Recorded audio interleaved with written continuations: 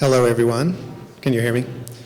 My name is David Chickey. I'm the publisher of Radius Books, and thank you for coming out on a Saturday afternoon and joining us for this conversation. A big thank you to Charlotte Jackson for hosting this and for having such a beautiful exhibition.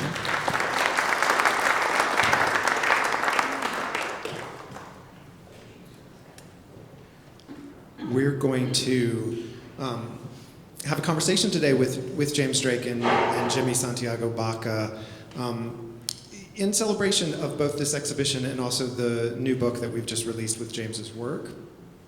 But also it's a great opportunity for these two to spend some time talking together, and they're actually going to read some of their poetry. So I'm going to do an introduction for both of them. For those of you who don't know them, then they're going to read, each of them are going to read a bit of the poetry, and then we're going to do a short Q&A, and then we'll, just between the three of us, and then we'll open it up to questions from all of you. So to start, James Drake's work often explores borders and boundaries of gender, of language, and of those between countries and cultures, especially between the United States and Mexico. Born in El Paso, James grew up in Guatemala, now lives in Santa Fe. Born in Lubbock. Your bio says El Paso on the website. Well, we wanted to put you in El Paso somehow. Yeah. He received his BFA and MFA from the Art Center College of Design in Los Angeles and is the recipient of numerous awards, including a Guggenheim, 2 National Endowment for the Arts grants, and a Nancy Graves Award for the Visual Arts. In 2007, his work was featured in the 52nd International Venice Biennale, and in 2000, his work was featured in the Whitney Biennial. His work has collected and been shown worldwide, and we've been incredibly lucky at Radius to publish 3 books on James's work. The first one was called Red Drawings and White Cutouts in 2011. Then in 2014, we co-published the book called 1242 with the Contemporary Art Museum in San Diego. And then the new book, which is called Tongue-Cut Sparrows, 10 years later, is just now out. Jimmy Santiago Baca is award-winning American poet and writer of Chicano descent. He was born in Santa Fe County. Did I get that right? City. See? All the bios, not having the right information. He was born in El Paso.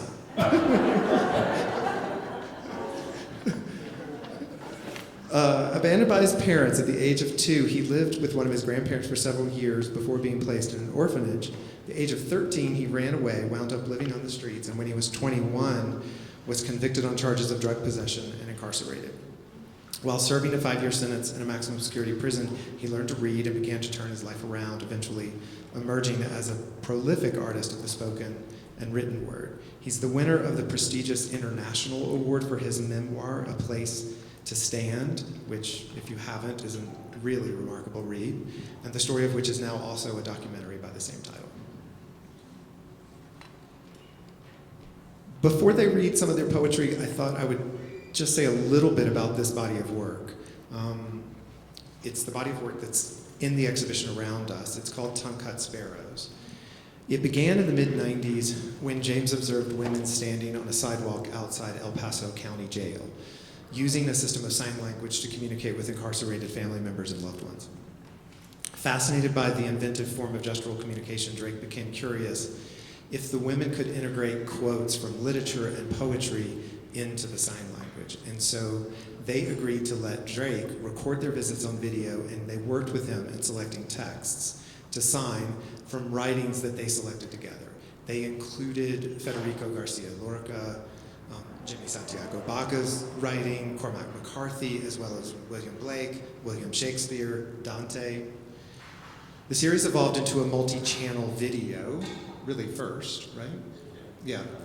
And then from there, it has spanned over 30 years to include poems, photographs, printmaking, large-scale charcoal drawings like the ones behind you.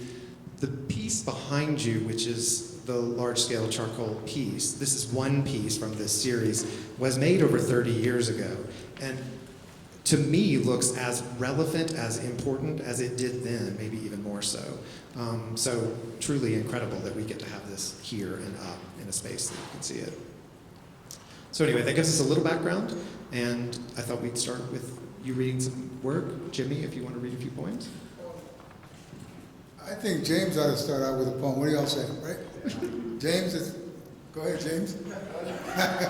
You read it.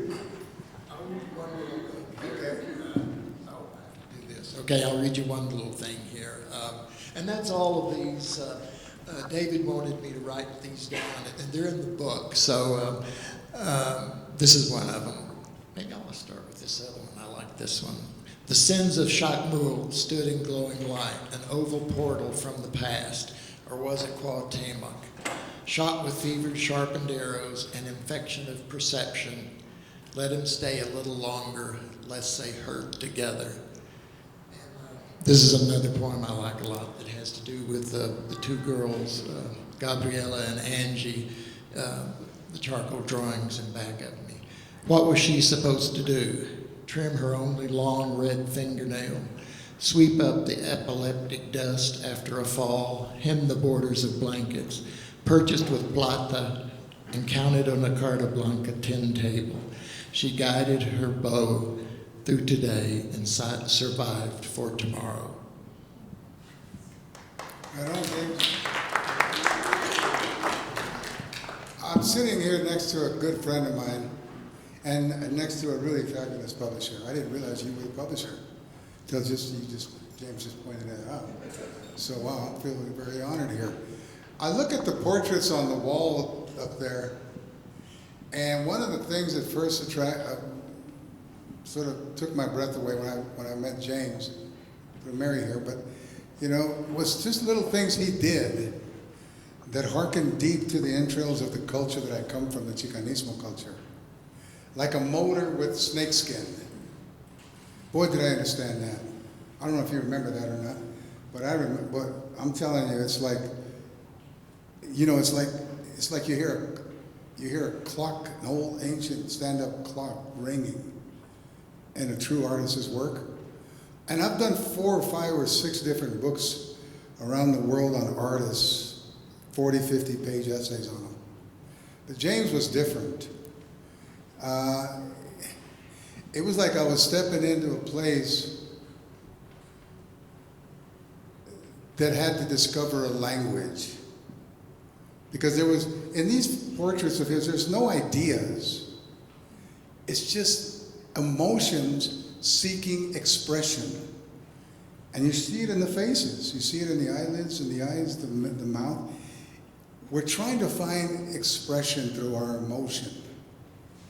And it's a thing that in America, we love to put down as artists. We don't want emotion in it, they keep telling us. Right? But if you read something like As I Lay Dying by Faulkner, look at that emotion. It's great. If you look at Chekhov, Tolstoy, look at the emotion. That's what makes it great. It doesn't worry about, the structures are phenomenal, but the emotion is what I see in these. And recently, James has been on this a long time. I did a movie with Taylor Hackford. I've done several since, but we did Blood In, Blood Out, and it was a disaster. Eisenberg at Disney gave us the most enormous, extraordinary support. But it was during the South Central riots, and Eisner thought, Katzenberg was an amazing support person, but Eisner got scared, pulled it out after the second day in theaters. We thought it was dead. And it had all of these people in it. It had all the hand signs. I mean, we brought people from Japan, we created new techniques for tattoos, we did all the above. And we made a lot of stars' careers with that movie. But it got shut down and it was forgotten. And then I don't know what happened. I have all these projects that I'm working on, but I quit publishing, I quit interviews, I quit all of that. I just wanted to focus on my children who were growing into little monsters. And me following the orgs under the bridges, of our dreams and stuff. And that's what I've done for the last 20 years. I've tried to stay away from all the TVs, all the interviews, everything. And now I can see daylight finally after 20 years, you know, of all these things. I'm probably the only artist in the world that got offered money for a musical by Disney and I turned it down. I got another one for a boxer, turned that down because my character is not ready yet, you know. And my wife's she's about to divorce me 20 times because she'll walk in there and say, "You idiot, you know, just get rid of it." And I'm like, "Nah, it's not. It can't go yet." It's one of those crazy things that you get fixated on, right? But my whole thing has been trying to write from a perspective of the people who are enmeshed so deeply in their unspeakable emotions of agony, dissolution, despair, oppression, injustice. How do you write about that? How do you create a language? We come out with, in Blood and Blood Out, I don't go to the internet. Somebody pointed out, well, you got an internet site. I've got 3 of them, but I don't know who put them up. And I've got hundreds of thousands. I don't know what that's about. But somebody did point out, a friend of mine who's a photographer in LA, saying, we've got 300 million followers. And that doesn't make sense to me. I'm like, what? Who's following who? He says, Blood In, Blood Out does. So the 30th anniversary was coming up and they all met in Los Angeles and the streets were packed with people from all over the world. I didn't go because I just don't like crowds. And but I was amazed by that. And then the photographer, Rick, suggested we should probably publish a book. So we went to several publishers and we found one, we did it, published in Europe. Sold out, first printing, second printing, third printing, before it even got to the shores. All sold out. And then it was nominated as the 3rd greatest American film of all time. I'm like, this is a gangster film. How can you nominate it as a great American film? I don't even know really in my head how to define myself in the American panoply right now. I'm still struggling with that. I was born here generations deep until memory goes dim. But I'm still trying to figure out why. What is me? I don't feel American. No me siento americano, me siento chicanismo. Me sentido, everything about me is, you are aliens, you are foreigners. And even more so when I'm trying to interpret the emotions of people who have been brutalized by prison, by family separations, by horrible, horrible violence, sexual violence toward them. And here I am just trying to plod along, trying to figure out what this character, that character, maybe we ought to do this into a screenplay, maybe we ought to do a trilogy about this. Just working it, but it's emotions. And so when he told me the film got nominated by Congress to be an American film, and then all of a sudden they tell me, oh, well, guess what? You're on South Park. And you're on The Simpsons. Can you imagine being on The Simpsons? And then in the marijuana stores across America, they got a marijuana cigarette named after me. And it has my photograph on it. And I'm like, what is, you know? I mean, really, I just got to stand back and Lucia, my 17-year-old daughter, and my wife, I stay home. I stay out of all of it. And then inundation, and people wanted to start a clothing line and this and that. I just don't stay away from me. Just end. I'm out of it. But when the people showed up in Los Angeles, the LA Times came. And then they started doing headline stories about us in the Los Angeles Times. That interested me because we had been forgotten. And here were this vast, vast sea of people all over the world who were interested in what James was doing long before he became popular. He's a visionary. That he was giving purpose and meaning to where I come from, where mainstream society ignored, if not mocked, and insulted us. When was the last time any of you stopped at a corner and asked somebody, what are you all signing up to your boyfriends in jail for? And I'm going to tell you, they're not about drugs. They're about my little daughter. She didn't go to school for 9 days because there was too much meth in the house and blah, blah, blah, blah. Horrible things, but they're conveying this to each other. It's a language. It's called the language of the oppressed, and James was on it. And so they named Los Angeles one of the places to go for tourists. I can believe this. one of the main things in this movie is this tree in East LA. I call it El Pino. Well, now it's become a tourist attraction. You got Japanese from all over the world coming to take pictures in front of El Pino.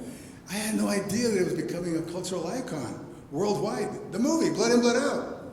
And James was doing this stuff, you know, with Pamela. They were working this stuff. They had this thing. I don't know what this thing is, but they had something going on where they could see into the dark and verify my existence.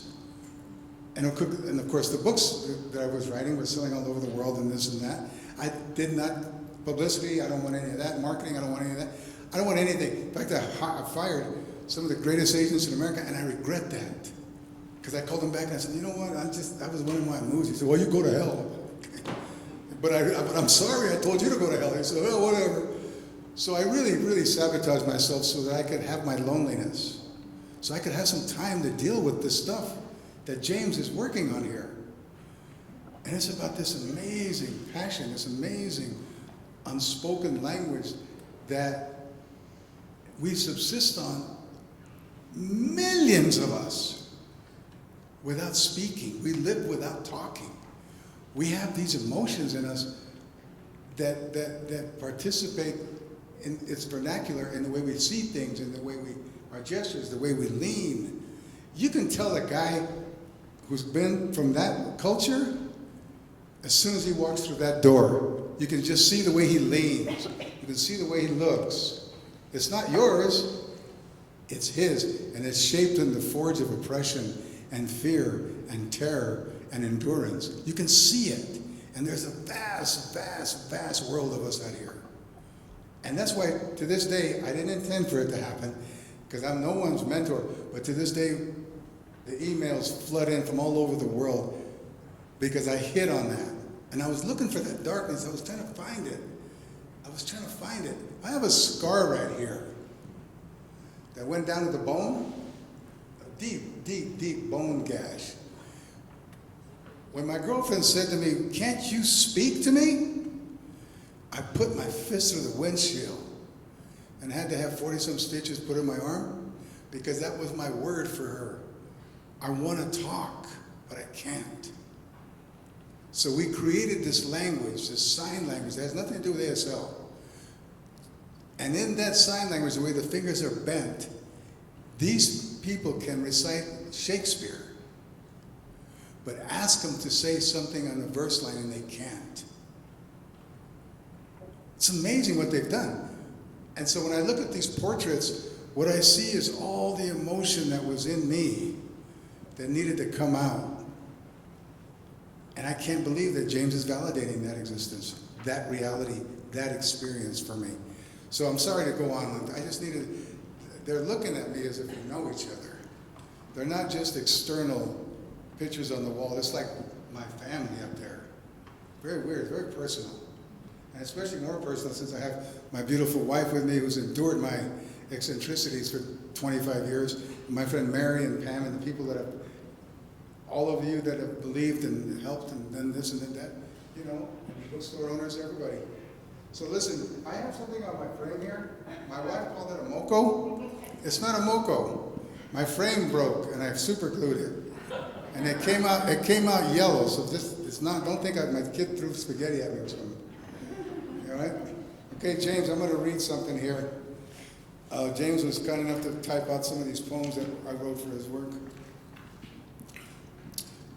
Cut-tongued sparrows. See, and everything in a poem like this is like Octavio Paz. It's very symbolic. Cut-tongued sparrows watch for snakes as they gather by gates. Under windows, bridges, arches, their nest pillaged like coins bagged from slot machines by casino profiteers. The days repeat themselves, don't they? Babbling in dream speech their despair. Reference fractured, the cut-tongued sparrows whirl beneath concrete branches, culture or history molded from them like feathers collected by healers. In a world where ebbs and tides have no shores, where rap is piped through snub-nosed 45s, where school children set fire to school book pages huddled on street corners, opening their hands, police gunned in exile, unable to execute The composition of their lives is nothing but a canvas spattered with their red blood screams. But their hands are bilingual sea spray. Snap and sparkle, tropical expressions on winter reefs, storm-slung, split-tongued yeastings fermented from street bog muck, and PCP-laced beer foaming 40s, in which they soar in lagoon reveries, remembering absent fathers and mothers, sentimentalist dogs slavering at the wind, sniffing and barking, cut-tongued sparrows who migrate in gutters, dirt birds who bathe in soil, cockroach-eating birds, don't know where they come from, who they are, or where they're going, scratch, peck, chirp violently of destruction, drugs, and sex, battering, bullshit, warm up against each other on cold mornings in police lineups, not telephone wires, criminalized in reedlands of cell bars, whose high-tech lives are digitally read out via satellite sound waves, arrested, charged, jailed, yet munching on number ones and number twos at Burger King for breakfast. Ha ha! They laugh about basketball and the chicks going by, hanging tough with their soul's eyes pecked out, their heart's tongue split in two, man, I'm telling you. Cold-cheeked in the dawn, whose parents kicked them out, raging stepfathers beating on them, their blood dads remarried with other families. Only the rising sun welcomes them each day.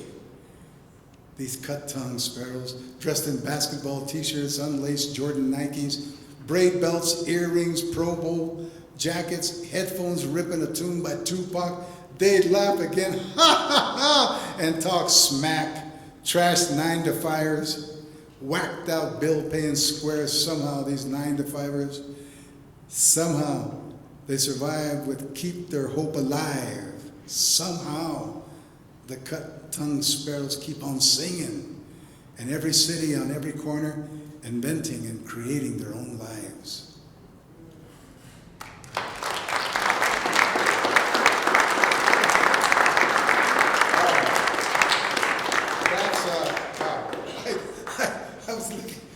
I was going to lick the paper, and I meant. Anyway, yeah, see, that's why I got to stay out of public eye. It's better for you all. Let me try to read you something here that kind of like is part of that whole experience. Now, listen,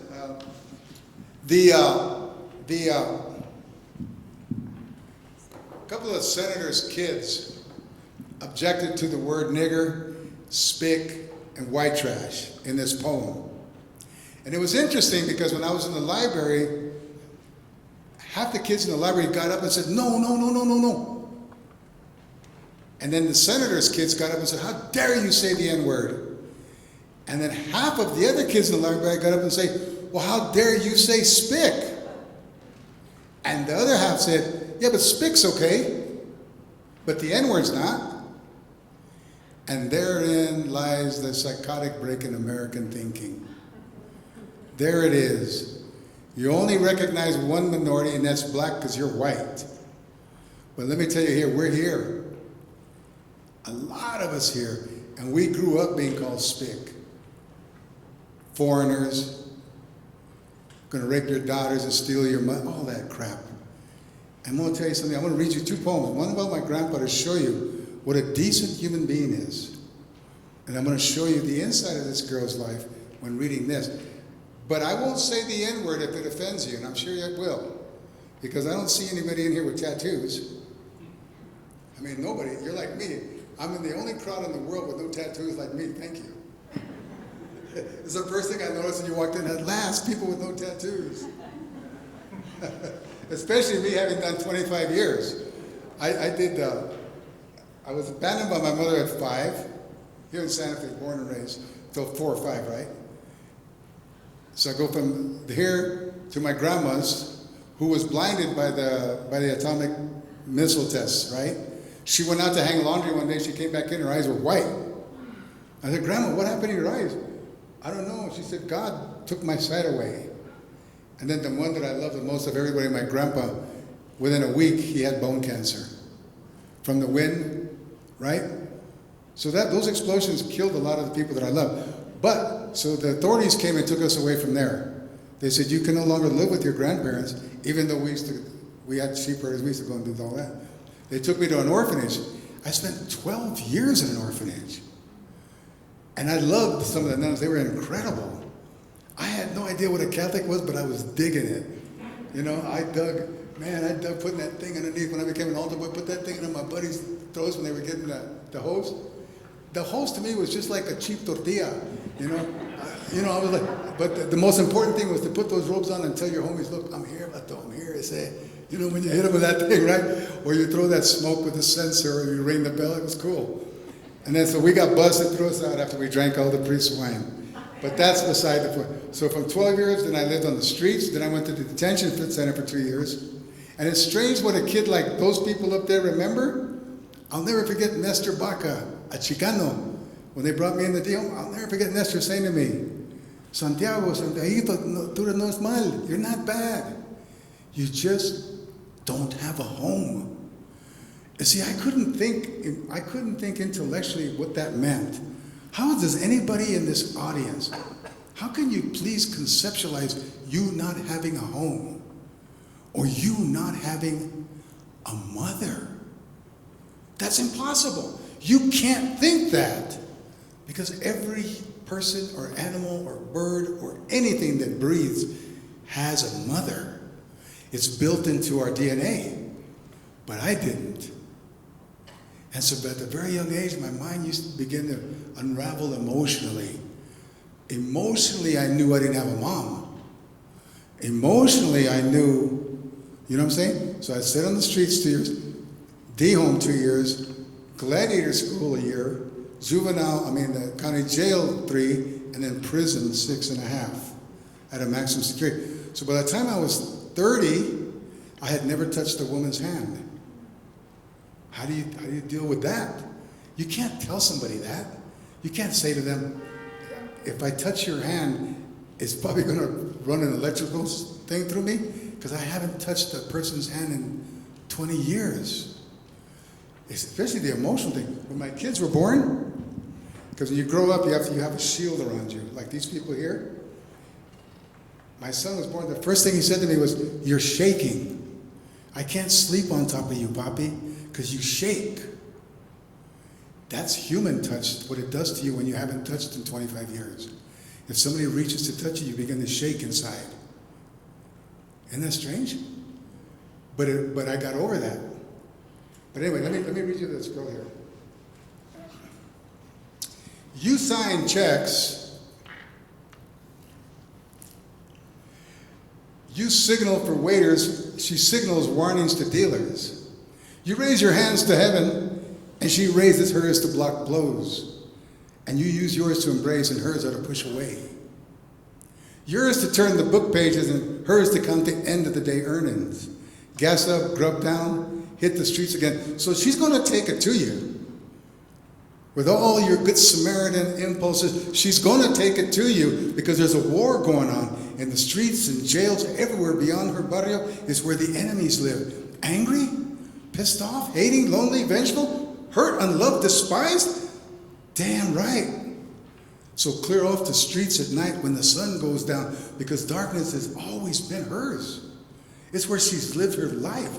And she can see in the dark, she can cry in the dark, she loves in the dark, she hurts in the dark, she eats in the dark. It's hers, and it's all we ever gave her was darkness. So when she catches us there in it, she doesn't give a shit what color you are, what color we are.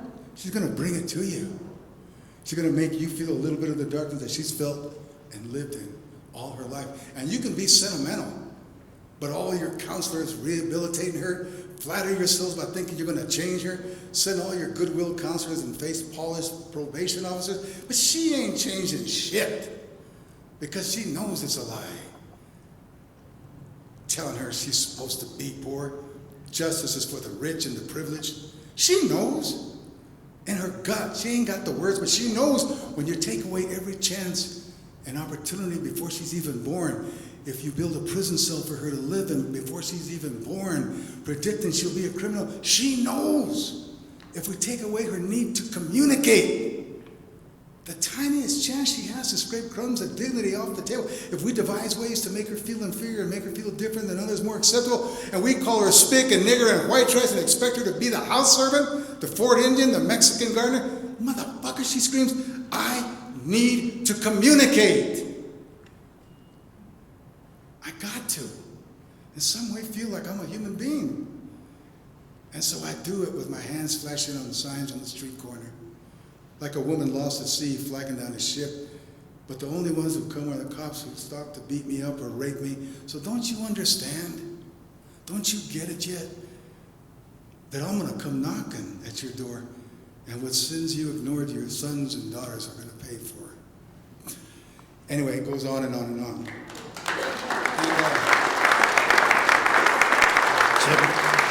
Thank you, Jimmy. That's really great. Jimmy, I think I'm going to try to ask a few questions, if that's okay.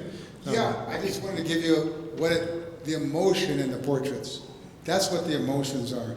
It's that, and you don't even know how many times I've created dozens and dozens of places to work with people who have been through that experience. The injustice, the oppression, the racism, the poverty, no health insurance, no education. And you can't believe how hard it is for me to talk to them. I mean, they know me. I walk in, they know the movie Blood and Blood Out, and they love it. They're like, yeah, that opens the door for me, right?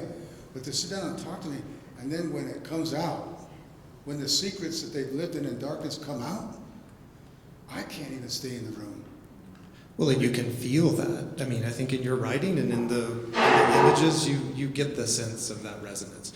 I wanted to start with a question. It was sort of inspired by the fact that you were using references of quotes from other writers when you were asking these people to sign.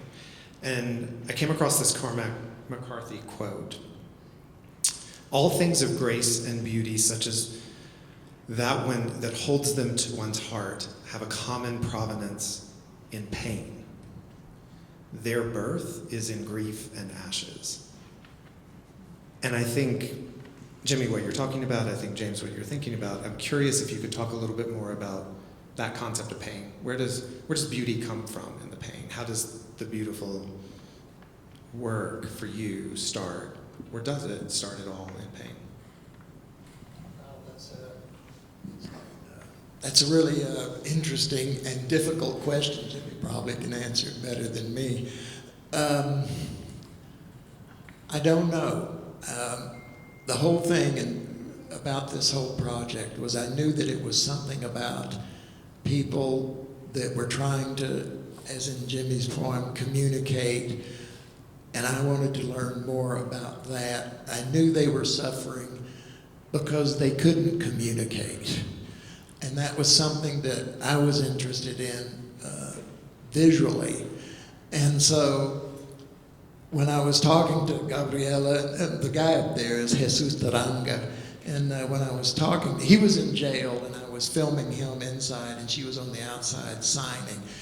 And most of them had never even heard of Shakespeare or Lorca, or, I mean, they had no idea who that, but those words and that communication connected with them and their pain of separation from their loved ones, from their families, from their friends.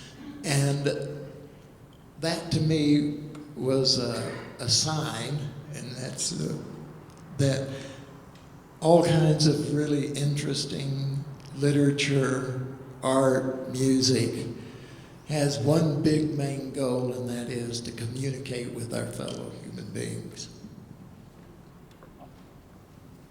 That relates to me very much to this idea of translation as part of the work. I mean, because we're talking about sign language or a form of sign language. And Jimmy, with your work, we're talking about translating language in other ways, poetry, or how you mix different languages in different ways. The same thing as you're writing text in your work. There's a form of translation there, translation from image, translation to different ways. Do you think about that consciously when you're working on your work? Are you thinking about that translation from one form to another, or is it just more of a natural sort of part of the process? You know, my methodology is really, really simple. It's, oh God, you know. I've never, you know, when I approach a work, and right now I've got, like I said, 4, 5, 6 projects that I've been simmering on the stove for 20-some years, not giving out, don't want to give out. Would love to be nice to New York, but or LA or Seattle, wherever else, Chicago. But I'm not interested in being liked or being, you know, I find beauty, horrible beauty, in violence. And it makes me wonder, you know, yeah, I'm horrified, but I'm wondering why my uncle was such a beautiful man in the morning. And when he came home at night, why my dad beat my mother to blood till she was on the ground begging for her. And I look at the man, and I'm not looking at her or him or this. I'm looking at the cause. That's where the art lies. The art lies in being able to go into that and pull this out and then put it into something that you can contribute to others. Because what we got in this room right now, what art does for us, and we are Trump's not the only guy that builds walls. We've been building walls in education, in anything you want to go to, there's walls. And the thing about art, man, art just looks at the wall and it comes down. There's no effort there. And that's what the definition of beauty is. It's getting your hands really bloody. It's expecting miracles and never getting them, and finding how beautiful that is. You know, it's funny, let me tell you one thing. It's phenomenal what emotional things can do. I could not get this man to say to his daughter, I love you. Couldn't do it. I worked with him, I worked with many, many, many people to read and write, tutor them in literacy, could not get him. So I'm in his cell one day, beautiful man, and there's a photograph of gloves in a box. And I stopped and I said, what's that? He said, that's 60 years of working in the forest with rock and wood. And that's over 1,000 gloves that have been bloodied. But what is it? He said, that's what put my daughter through college. And I said, dude, pendejo. I said, you go to visiting on Sunday. When your daughter comes, you don't have to tell her you love her. Tell her about the gloves in the box. And this was a man that you did not look at disrespectfully. He would kill you. He was one of these Pancho Villa guys, look straight at you, Zapata. I said, and he said, you're crazy, Santiago. I'm not. Go. We're dealing with symbology here. We're dealing with symbols. Go. So he goes and tells his daughter. He came back weeping from the visiting room. And I almost feel like I want to cry. Tell you the story. He came back crying, saying that he said he loved her. She said, thank you for loving me so much, Papi. She understood his love by pointing to the gloves and telling her about the gloves. How one day he couldn't hear and almost a tree fell on him because the guy yelled out, watch out! And he had to run, he broke his leg, and he told her all about the gloves when he had the flu, when he had pneumonia, but it was about the gloves. Everyone in this room has somebody they're going to pass on to their kids that's going to speak about their legacy. And I hope that you're as blessed as he is with his gloves. So that's my definition of beauty, a box full of dirty gloves. That's an amazing story. James, I'm curious when you hear that, do you share that? I literally wrote down the relationship between beauty and violence. And I think that's very relevant I actually to both do. of your work. I mean, it's violence is a very, I don't even enjoy violence in movies, but, well, maybe I like some. But it's there, and I think to ignore it is not doing justice to yourself or being honest with yourself. I think the biggest thing, this is I think why Jimmy and I get, when we first met, over 30 years ago, I went, hey, he's a carnal. This guy is, we have the same thoughts about things. it's there, so you have to treat everything, I think, honestly. And as long as you approach it honestly, that's all that you can ask for, and that's all that people can expect from you. And the interesting thing is, most people, I would say almost all people, can differentiate between honest and dishonest. I think that's James's most, that's one of his gifts.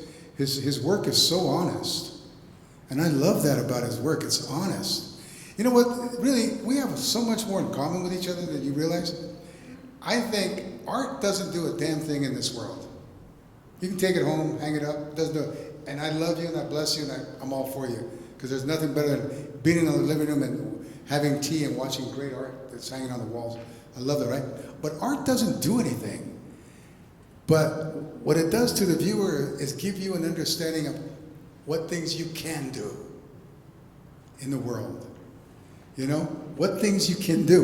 And we don't even know, we haven't even tapped it, because right away, that instinct in us is shut down. And that's what artists do, I think. We constantly nurture the instinct to go back to how we originally saw things. Because there's a truth in that justice. Even in, when you're someone, I don't know if you understand this, if you look at despair, I have an autistic schizophrenic child, and I love being with him. I love talking to him. He teaches me how to be patient. He teaches me how to be peaceful. He teaches me how to be kind. I love this dude. I'm like, I want to go everywhere with this guy, you know? And he like has to tell me, Poppy, go away, you know? And I'm like, well, do you want to go get another ice cream? Go away. I'm like, okay, I'll be back. See, it's pursuing that. Okay, let me ask you a question really quick. This is it. How do you even justify liking a criminal? Much less, look, there are people that have violence in this world that are horrible and should never let out of prison. Keep those assholes in there. But there are a lot of them that go for 50, 60 years with rage in their bones. Those are the ones we have to reach out to. Because that passive aggression will kill not only them, but us. So that's what art does. It reaches into that outrage. And I don't know how it does it, but it brings a peaceful grace to it that is most human, that we understand. You know what I'm saying? Like, if I were to approach a kid who's on meth or oxy or whatever, I wouldn't be so naive as to not believe that he could stab me or shoot me right now. So I'm not going to do that. But in a controlled environment like I do in life, where I have people come to me and we have these men's workshops, we have writing workshops and stuff like that, in prisons and stuff, right? I show them new ways of interpreting things. New ways of interpreting things. The violence. I'm just going to give you one small example and shut my mouth. If a man came up to any one of you here and slapped you in the face, imagine saying this to people in prison, a bunch of hardcore guys in Tennessee. I said, if I walk up to you and slap you in the face right now, what are you going to do? And I've got 1,000 other examples, but this one quickly. They looked at me with a simmering silence that said, watch your mouth, because your words are going to get you killed. And I knew that. But I said, dude, your daughter is on a bus with your mother, her grandmother, and they're coming to see you all the way from Kentucky. And you walk across the yard and some dude has a beef with you and he hits you? What are you going to do? Unanimously, fuck him up. Because you don't let anybody do that to you. And I said, but you're going to let your daughter wait, they're going to deny her visitation and send her back home on the bus? So yeah, so what? So what? I said, this is the so what in that. Let me give you the so what. Say that you went to the visiting room, that you let that man slap you. You take care of that later, that's minimal. What's not minimal is your daughter in the visiting room. So you go see her, and all of a sudden you got this big welt on your face, and you are angry because you can feel the swelling. What does your daughter tell you? This is art. This is the art that I'm trying to achieve, but in a grander scheme. She reaches across and she goes like that to you, and she says, Poppy, that's a beautiful rose. You get it? Poppy, where'd you get that rose? How did you put a rose on your cheek? And all of a sudden the father's sitting there and he starts to cry. Because he realized, man, she's seeing a rose where he was seeing a murder. How do we get there? I think art takes us there.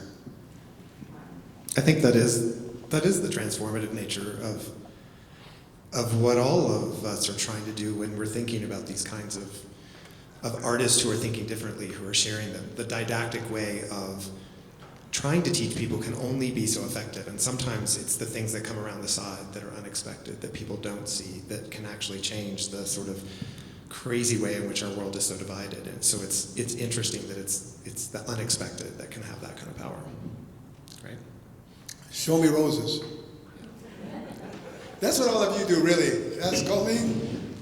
Everybody. So can I open it up to anyone who has questions for us? I understand that James's poetry is formed in his dreams. Could you explain a little bit about that? I don't know how to. I'm always a little embarrassed. I don't know if it's poetry or not. I don't know what it really is. All I know is that it's something I write down because I can't express it through visual means, and it's important to me. But yeah, most of the time, they just kind of come to me in dreams, and then I remember them in the morning and write them down. But because I know a lot of great writers and poets, I'm a little embarrassed to put myself in that category. Believe me, Kate. Don't be embarrassed. Jim can do anything. He can write. I've seen him do stuff that just boggles my imagination. Like, I didn't know you could sculpt. I didn't know you could write poetry. I mean, West Texas, boy, that's pretty good, right? Anyway, yeah. Anybody? So, was there a common sign language that is all across the USA? Yeah, that's a really interesting question. And there were variations that happened because I saw in El Paso and LA on the West Side Highway in New York, saw it in Rome.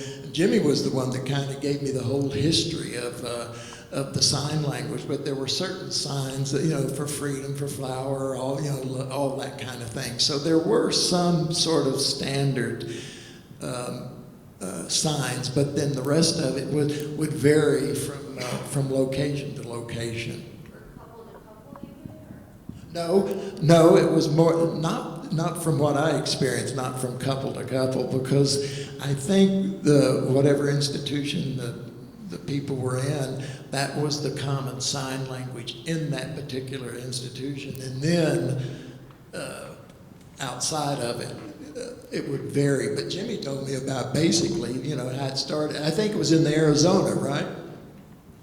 Yeah, it's a way of replacing speech because they don't let us talk in prison.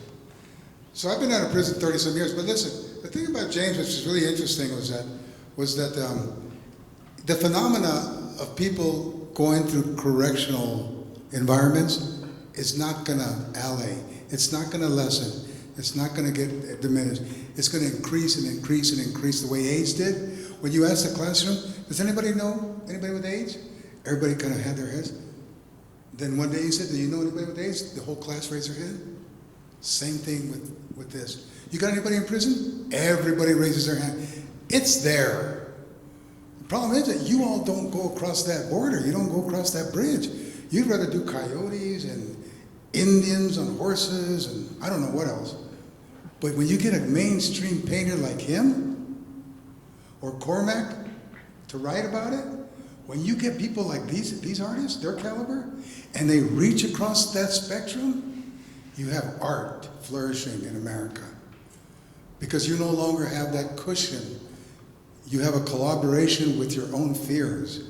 And that's where the artist works best in. You collaborate with your fears by reaching across. Like, look, let me tell you one thing. There are people that do a lot like Pamela. She doesn't need to go see me in prison. She's doing the work. That's why we got that up there. Or Mary by introducing us. They're doing the work. But how many of you have any experience at all with any prisoners that are only a half hour away? Yeah, there you go, right? I mean, you don't have to be a good Samaritan. You just have to do something with your life to add purpose to it. And I can't think of anything more purposeful than facing your fears. I mean, I'm 72 years old, and I still got to put 2 kids through college. That scares the shit out of me. I put 3 kids through college, 2 more to go, and I'm like, oh my God, man, don't give up the juice, Baca. You got to keep writing. So I get out of bed every morning. I'm sorry. I have a couple of things. What you said on fear reminds me being in an artist's studio one day, and he said, just go on over there and paint something on us. And he had a great, huge 5x8 canvas in front of me. He said, just go put something on it. And I remember walking up to the canvas and Jimmy and just being terrified. And it was such a understanding for me of the creative process. But I want to add to that, that do you think art, in particular your art, can be the bridge and the segue or the tool towards understanding and empathy for those that are on the other side of the art? Oh, yeah. Yeah, I mean, what you got, I don't have. What I Yes. have, you don't have. Yeah. It's just a different way of approaching it. You know, I have a lot of people, like Jimmy said, so you can approach it visually through writing, through poetry, through music, through, you know, however you choose to reach people, or they reach you. What about the other direction? From there going across in your art, in your poetry, for those people on the other side of the bridge. Maybe do it with Yeah, yeah. Look at Diego Rivera and look at Van Gogh. I mean, dude, all you gotta do is show one of Van Gogh's sunflowers to anybody working in the fields in Salinas. They'll be like, yeah, I got that. Or just any person who's studying politics. I mean, if you get newspapers from all over the world, like I do, I get newspapers from Pakistan, from Israel. I get newspapers because I want to see different perspectives. And it's amazing what language can create as far as illusions go, right? Art doesn't do that. Language does, but art doesn't. Art puts it there, and you have to recognize this is what it is. When you see a good art painting and it talks to you, it's because you've been waiting on yourself to be yourself. Listen to that. You've been waiting on yourself to be yourself, and all the shit and distractions that have trailed you and haunted you and harassed you, suddenly you're in front of a painting and you feel yourself. You've been waiting and waiting to be yourself, and all of a sudden you're yourself in front of this painting. You're like, yeah, I love it, because I'm myself. That's what good art does. And it can be a red wagon like Carlos Williams Carlos did, a little red wagon with a chicken in front of it, or it can be one of James's portraits about guys on the corner, man. Because when you get to the art that you love, it's because you feel yourself. We have time for about one more. James, I wonder if these are actual portraits or are they the emotions that you felt? They're actual these are real people. This is Gabriela and this is Angie. And so I worked on this project. I'm still working on it. I started it over 30 years ago. And so I would take photographs and that type, and then they're real people. And They're so powerful. You know the thing about James, he's a serious artist. You don't want to violate that sanctum that he goes into. You don't want to go there. You just want to give the man his space, like some West Texas cowboy who lost his horse and he's pissed. You don't want to go in there and mess with the dude. Just let him finish his stuff, right? I like that idea. I like the idea of giving you both lots of space. Yeah. I think that's the end of the hour. So thank you all. Thanks a lot. Thanks for coming. Thanks, Jimmy. No. Hey, listen. On the way out, there's a bunch of books out there. Pick one up for free, and I'll sign it for you. Take it with you. They're books of poems to my kids. The Sia poems, the Eastside poems. There's some of Jimmy's books over there. There's some of James' new book over there. So You gotta they'll pay both for be it. signing if you want to stop over there and see them. Thank Okay. you so much. All right, bye.